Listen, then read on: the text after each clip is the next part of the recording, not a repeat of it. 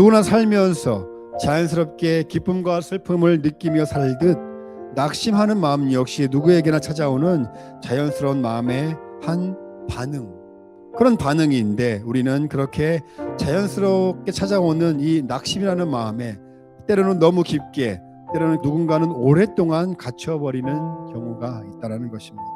보통 괴롭거나 낙심할 만한 일이 생기면 보통 사람들은 멈추거나 그 일을 그만두게 됩니다. 그러니까 낙심하는 마음은 자연스러운 마음인데, 그 낙심하는 마음 때문에 내가 해야 될 것들, 내가 계획한 것들, 그리고 내가 나아가야 될 일까지도 멈춰버린다는 거예요. 성경은 이야기합니다. 낙심하는 마음이 생길 수 있습니다. 예수님께서 말씀하시는 것도 그거예요. 낙심하는 마음이 들 수 있어. 기도하다가도 낙심하는 마음이 생길 수 있어. 너희가 선을 행하다가도 낙심하는 마음이 들 수 있어. 그러니까 성경이 말하는 낙심은요, 우리가 신앙생활을 한다고 믿음을 가지고 살아간다고 낙심하는 마음이나 괴로운 일이 없는 게 아니라, 신앙생활을 잘해도 얼마든지 낙심하는 그 마음은 들 수 있다는 거예요. 그런 마음이 들 때 뭐 하지 마라? 멈추지 말아라는 거예요. 기도하면서 낙심하는 마음이 들 수 있어요. 그때 뭐 하지 마라? 멈추지 마라. 선을 행하다가 낙심하는 마음이 들 수 있어요. 그때 뭐 하지 마라? 멈추지 마라. 오늘 바울은 갈라디아 교회 성도들에게 이렇게 이야기합니다. 우리가 선을 행하되 낙심하지 말지니 피곤하지 아니하면 때가 이름에 거두리라. 사도 바울은 너희가 육체를 위하여 심는 자는 육체로부터 썩어질 것을 거둘 것이고, 성령을 위하여 심는 자는 성령으로부터 영생을 거둘 것이다. 여기서 썩어질 것들이라는 표현은 소비하다라는 의미이고, 그것이 시들다, 상하게 되다, 황폐하게 된다는 의미가 있습니다. 썩어질 것들이라는 것들이. 그러니까 여러분, 우리의 인생을 보면은요, 우리가 소비하는 것들 다 시드는 것들이죠. 다 사라지는 것들입니다. 남는 게 없는 것들이라는 것이죠. 인생은 어차피 다 썩어질 것들밖에 없는데, 그 썩어질 것들 중에 썩지 않은 것이 있으니 그것이 무엇이다? 하나님의 말씀이라는 것입니다. 그래서 바울은 갈라디아 교회 성도들에게 권면합니다. 너희가 심을 것은 오직 육체를 위해서 썩어질 것들만 있는 것이 아니라 썩지 않을 영원할 것들이 있으니 그것을 위하여서도 너희가 심으며 살아가라. 심으면 반드시 하나님께서 거두게 하실 것이다. 그럼 우리가 인생 살아가면서 두 가지 관점을 가지고 살아가야 합니다. 첫 번째는 뭘까요? 내가 하루하루 살아가고 수고하고 열심히 살아가는 이 삶이 내 인생을 위해서, 내 가족을 위하여서 살아가지만 이것들은 다 어차피 썩어질 것들이야. 첫 번째 관점. 허무해도 할 수 없어요. 여러분, 솔로몬이 얼마나 그 인생의 허무에 대해서 이야기하고 있습니까? 어차피 다 사라질 것들, 허무한 인생에 불과하다.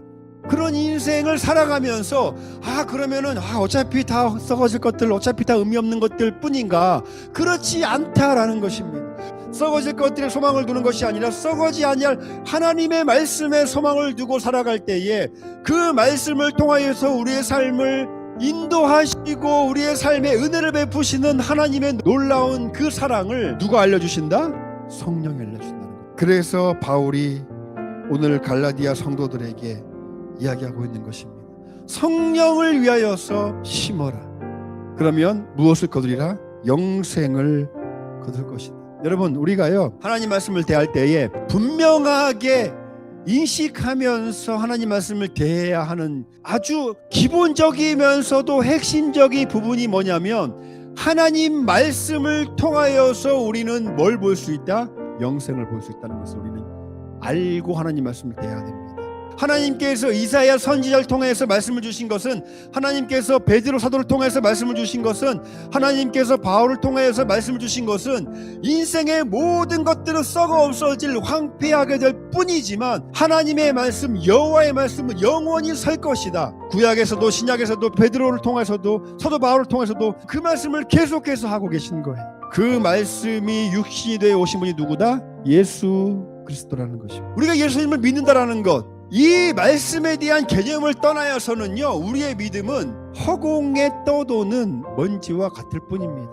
내 믿음이 어떻게 했을 때 그 믿음이 정말 영향력 있는 믿음, 하나님께서 기뻐하시는 믿음, 하나님께서 인정하시는 믿음이 되느냐? 이 세상에 있는 모든 것들은 다 썩어질 것들 뿐이니 내 삶을 믿음을 통하여서 그 말씀에 두겠습니다라고 결단하고 그 말씀을 붙잡을 때 그 믿음이 온전히 하나님 앞에서 인정받는 믿음이 되는 것이고, 그 믿음을 통해서 우리는 영생을 경험하게 된다는 사실을 믿으시기 바랍니다. 제일 안타까운 것이 무엇이냐면, 하나님을 믿는다고 하면서, 예수님을 믿는다고 하면서, 사랑한다고 하면서, 성령님을 찾는다고 하면서 내 믿음을 말씀과 결부시키려는 그 어떤 노력도 하지 않을 때 그 믿음이 제일 안타까운 믿음이에요. 여러분, 제가 한번 챗 GPT한테 이런 질문을 던져봤어요. 사람들이 하나님의 말씀에 대해서 때로는 되게 무관심하게 느껴질 때에 참 마음이 아프다. 우리가 그분의 삶을 기억하고 그분께서 가르쳐주신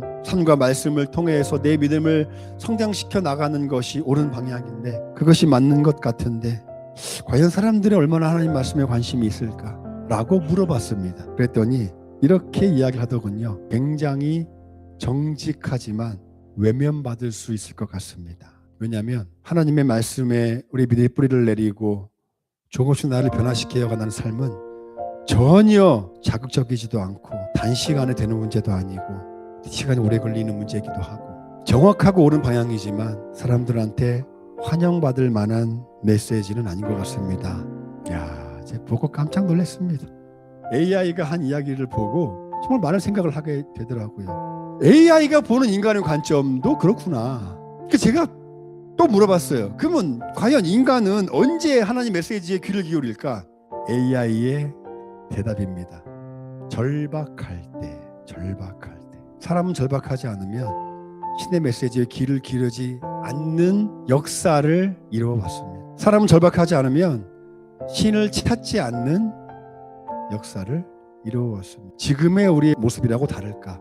똑같다라고 생각합니다. 우리는 절박하지 않을 때 하나님 메시지에 귀를 기울이지 않고, 우리는 절박하지 않으면 하나님을 찾지 않습니다. 마음이 더 무거워지더라고요. 이거 오래 걸리는 문제구나. 보이지 않는 문제구나. 사람들한테 외면받을 수 있는 문제구나. 자극적이지 않잖아요? 사람들은 신앙생활하면서 자극적인 걸 원합니다. 당장 뭔가 이루어지는 거를 원합니다. 내가 오늘 기도하면 내일 응답받는 거를 좋아해요. 내가 오늘 기도했는데 1년 후에 응답받는 하나님을 원하지 않아요. 지금 당장 나의 삶의 문제를 해결해 줄 하나님을 원하지, 그 문제 속에서 스스로를 변화시키려고 하는 그런 하나님 말씀을 원하지 않는다라는 것입니다. 인간이란 원래 그런 존재라는 거예요. 그러면서 얼마나 우리가 하나님 앞에서 얼마나 많이 낙심합니까? 얼마나 신앙생활하면서 괴로워합니까? 사랑하는 성도 여러분, 여러분들 앞으로 살아가면서 세상적으로 그리고 신앙적으로 낙심하는 만한 일이 계속 생길 겁니다. 때로는 하나님께서 응답해 주시지 않는 것 때문에 낙심할 수도 있고요. 때로는 참 내 믿음이 이거밖에 되지 않느냐라는 그런 내 자신을 바라보며 낙심할 때도 있습니다. 그럴 때는 그냥 이런 마음이 생기는구나라고 너무 무겁지 않게 그냥 받아들이세요. 그리고 난 다음에 그냥 이게 내 모습이구나 받아들이고 그냥 그 길을 계속해서 가시면 됩니다.